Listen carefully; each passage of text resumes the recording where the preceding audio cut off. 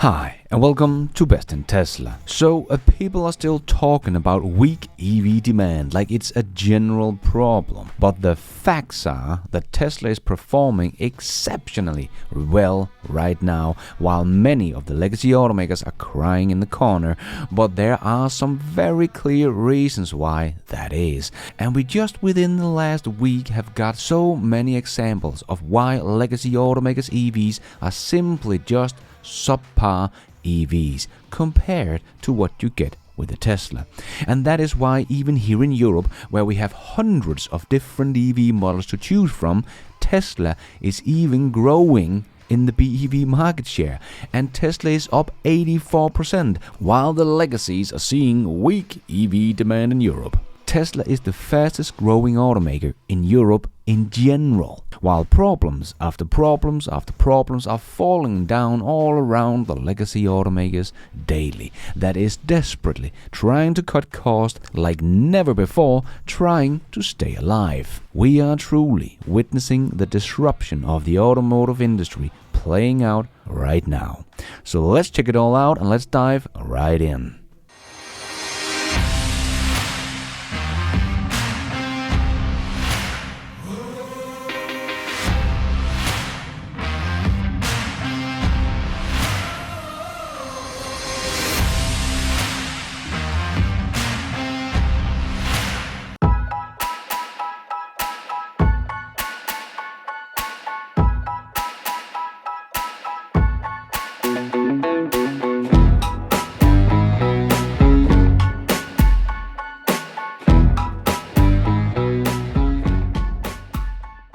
So let's start by killing all the myth of Tesla is not doing well in Europe, because Tesla is not just dominating the BEV market in Europe, they are even the fastest growing automaker in Europe. Period. Tesla is still the dominating EV brand in Europe with 17.7% market share. This is so impressive with all the many hundreds of EV models out there here in Europe, from the Chinese to South Koreans to the Americans and of course the Europeans.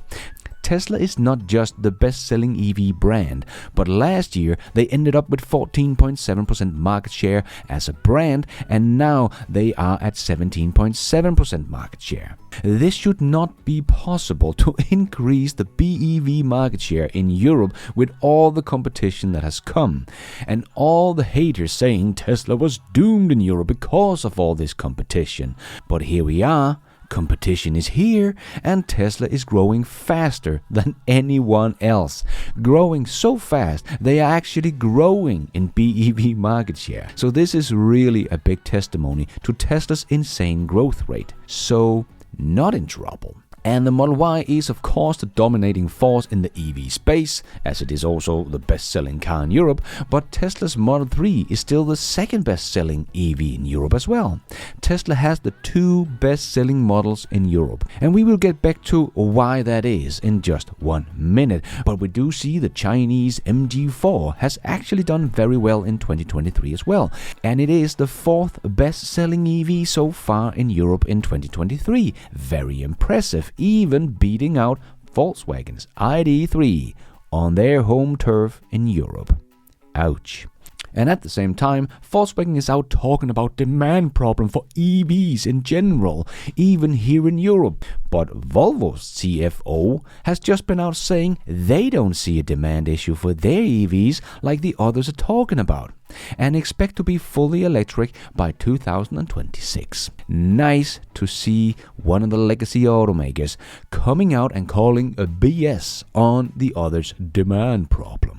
Not that the others don't see a demand problem, but it's just not a general demand problem for EVs, but for their EVs. As BEVs year-to-date sales is up by 40% in Europe. What demand problem?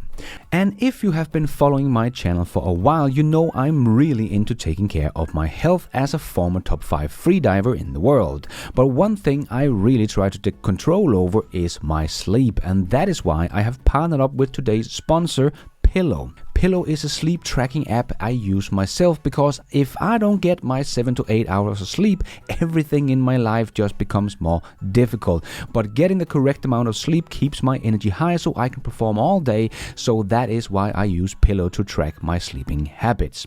Because the great thing about Pillow for me is the smart wake up feature, for example, where it tracks my sleeping cycles and wake me up at the perfect time. So on the weekends where I don't have to get up early, you can tell the app to wake you up between 2 times based on your sleep cycle, and believe me, you will wake up much easier when it happens when you're not in deep sleep. I think it makes such a big difference that I actually started doing this on my weekdays as well, because I will gladly wake up 10-20 minutes earlier if that means I wake up easier and feel better, because I am truly a bee person, so I like to sleep long. But this app has really helped me get up early without feeling very tired every single day. Love this feature.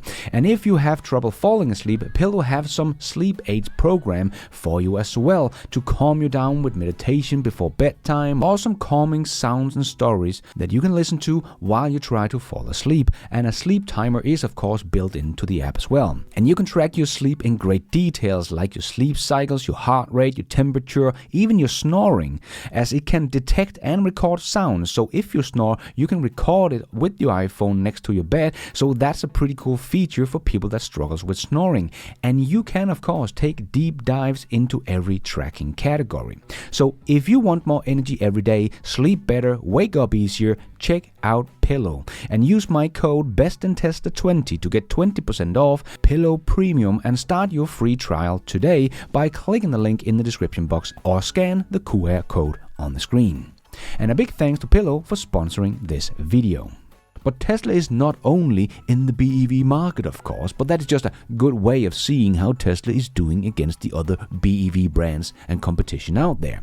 But in the overall car market, Tesla is also the fastest growing car company in Europe, as AJ wrote on X. Tesla has become the number 9 largest automaker in the European Union, moving up in the ranks 2 positions from number 11 last year. The analysis shows that Tesla is not only the fastest growing automaker in the European Union, but also grew 2.62 times faster than the second fastest growing brand. Tesla grew its market share by 1.17 percentage points, which is 2.62 times more than the 0.45 percentage points of the second fastest growing brand, which was Volkswagen's low-cost Škoda brand.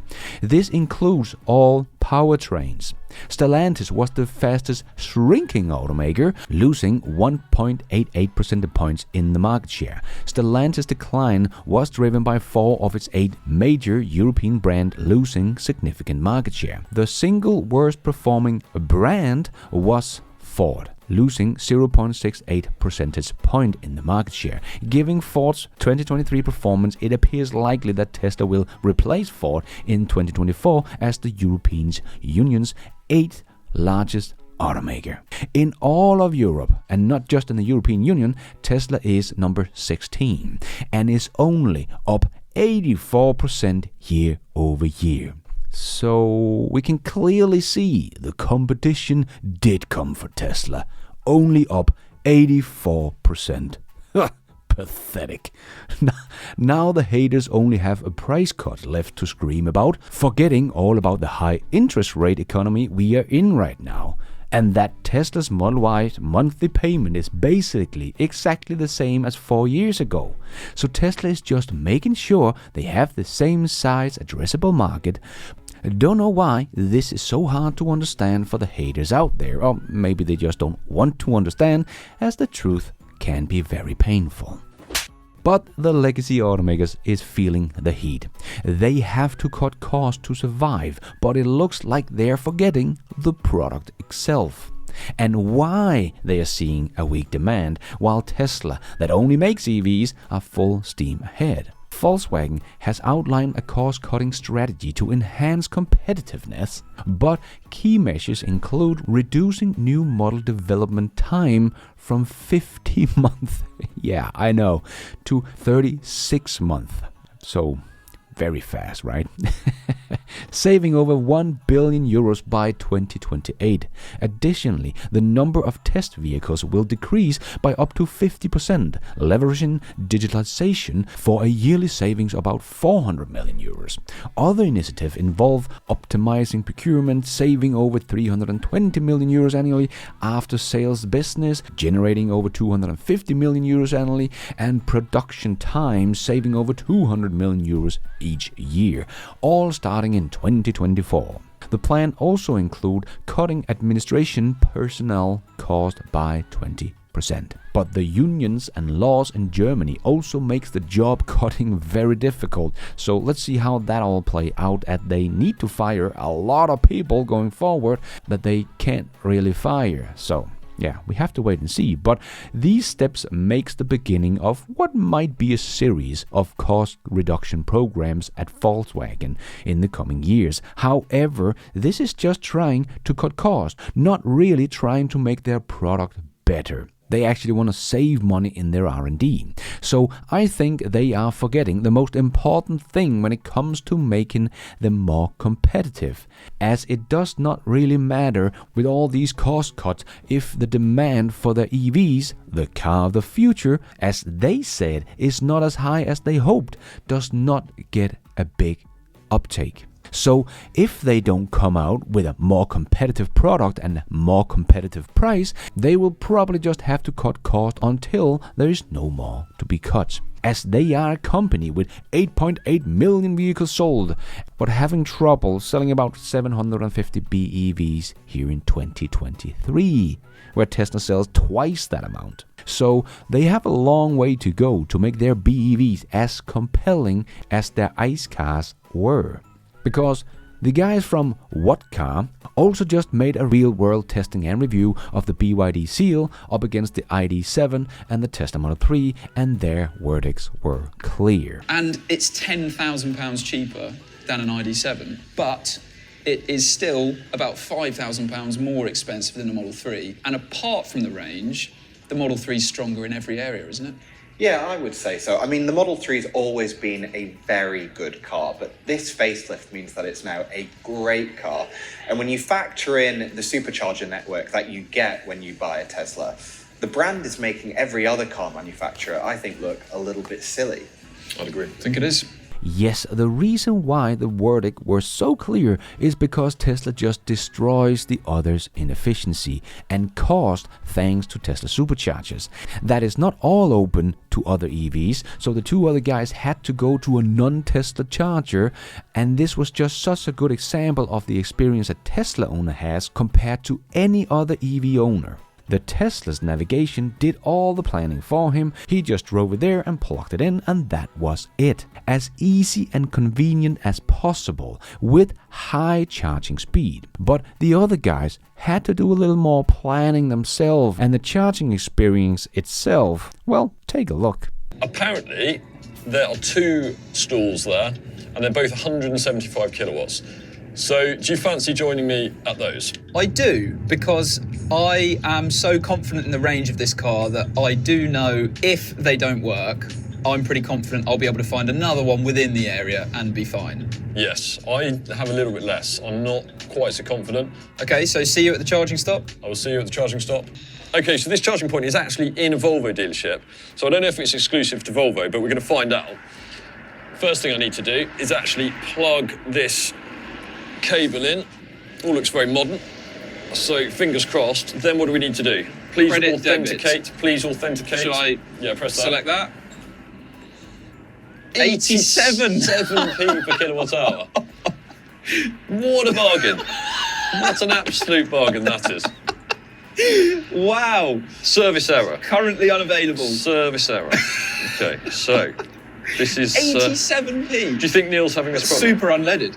Okay, so we've just been told by someone who works at the Volvo dealership that you can't actually pay contactless. You have to download an app. So we've just done that. I'm not going to sign up. I went as a guest, and then it told me that actually I have to sign up. I thought this was actually illegal in the UK now. I've already confirmed my registration. This is quite annoying, isn't it? Come on, add card. I'm not actually sure this is charging. Check please check the OBC system. Am I going to get a charge first? Charge. Here we go. Right. Charging finished. What? One available. What? Oh, it's saying charge 2 is faulty. Oh, what a shame. Is yours working though? Because if it's going to say the same thing. That is such a shame. It's going to say the same thing. Come on, come on. Is it charging? Is it charging? No. Something happened. Charging. What's this saying? It is charging. Is it working? Yes. I have charge. I have charge going into my battery. Look at that. 99 kilowatts. Okay, that's not as fast as this car can accept, but Doug is plugged in, and that's still way faster than we would have got from a grid serve or any of the other charging points around here. So I'd say that's mine's pretty working good. as well. How many? Will, I'm getting 8.8 kilowatts. Sorry, 7 hours 34. What's the rush?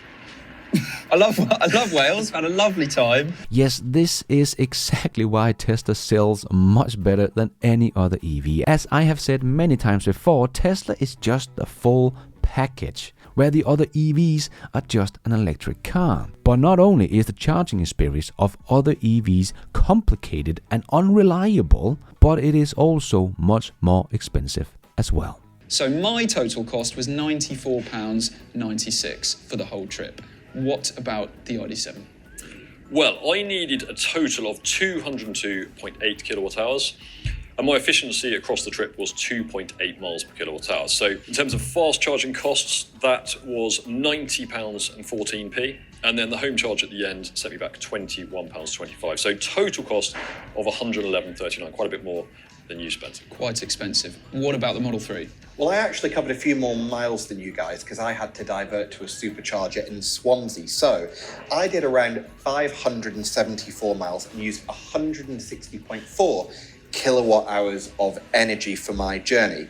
So that means my efficiency was 3.6 miles per kilowatt hour. And what about the cost at those superchargers? Well, I think that's the impressive bit, really. My fast charging stops cost me just £43.96.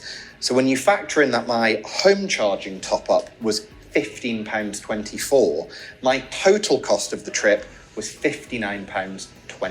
Quite a lot less than both of you guys. Loads cheaper. It's loads cheaper, even though you actually covered a few more miles as well. Yeah, totally. So the quick conclusions to draw from those numbers are that the Model 3 seems to use its energy in an incredibly efficient way, and superchargers seem to be very cheap compared to non-Tesla superchargers. And the ID7 looks to be at the other end of the scale, where it doesn't use its energy particularly efficiently, and the chargers that we stopped at were very, very expensive. So you will get the premium charging experience with Tesla, but pay less than anyone else that has a non-premium charging experience. But because Tesla superchargers are way cheaper than the others, and the cars are also much more efficient, so you don't use as many kilowatts to get the job done. And remember, of the 3 cars they tested here, the refreshed Tesla Model 3 with screen in the back, ventilated seat, premium charging experience for less money, most efficient car is the one that cost less. So this is just such a great example of why Volkswagen has not seen the demand they hoped for their EVs, as you can get something that is much better for less. The Volkswagen MEB platform is just so inefficient and therefore also does very poorly in cold weather. I also have friends that have shown me how badly the Skoda Enyaq or the Audi Q4 does in winter, and living in Northern Europe, well, this is kind of a problem.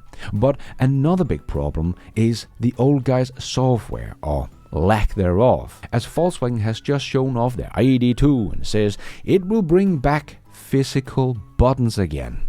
Just like the smartphone is bringing back physical buttons, right? No. And Volkswagen said it's because of feedback from customers. But I do think they are misreading the feedback a bit here, because yes, Volkswagen's very bad electronic touchpad sliders and whatever they had in the ID3 buttons was very, very bad and not always working. And the user interface was really, really bad. So yes, some people might want to get some good old buttons if that's the case. But this will just make their next generation generation EVs feels even more old school and outdated compared to a Tesla or the Chinese EVs that are coming. This is shooting themselves in the foot, if you ask me, and making their product more complicated, putting in more buttons that Tesla doesn't have to. And all these buttons right under the screen could just as easily be placed in the button of the screen, saving Volkswagen time and money. But people want buttons. Yes, just like people wanted their physical keyboard on their BlackBerry in the beginning when the smartphone came out, because change is difficult. But today, who wants physical keyboards on their smartphone anymore? No one. Yes, you should listen to your customers, but also be able to see the future and what needed to be changed, even though some customers might not want it because they don't like change. But it is the future, and it is a much better solution. They just don't see it yet. But if you don't see that as a company, you will be left in the dust. And that is some of the software issues we see from the old legacy automakers that makes their EVs subpar. But here is also another example of why people are shifting to Teslas over the old guys' EVs. Here we have a Ford Lightning that is trying to do a over-the-air software update, but it was unsuccessful. But because of that, the vehicle can no longer be driven. I mean, this is just completely unacceptable here in 2023. Why should anyone want EVs where an over-the-air update can become an issue of your car even working, when Tesla has made over-the-air updates for more than a decade on a monthly basis, giving their customers new features all the time, while Ford is giving its customers headaches. Mercedes also just showed they had to make a recall of 100,000 cars, well, because of trouble with their emission cheating software in the cars. Yeah, I know, this is just so terrible in every way possible, but here it is, a software issue that Mercedes have to make a physical recall, not like Tesla's 2 million recall that was just a software fix, but here it is, a physical recall, because they cannot fix a software issue with a software update over the air.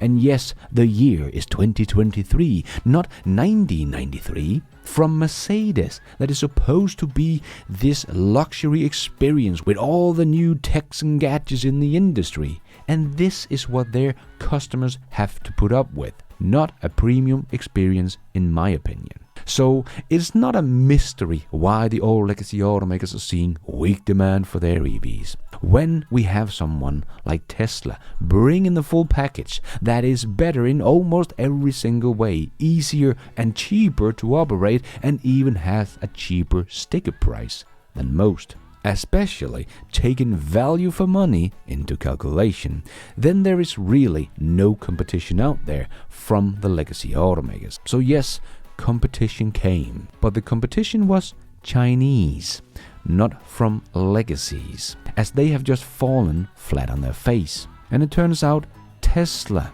was the competition the others could not keep up with. And that is why today Tesla has the best-selling car in the world that is all electric, which the other claims there is a weak demand for. Yeah, you keep telling yourself that, while you're cutting costs like crazy to survive. And thank you for watching. And until next time, take care out there and be nice.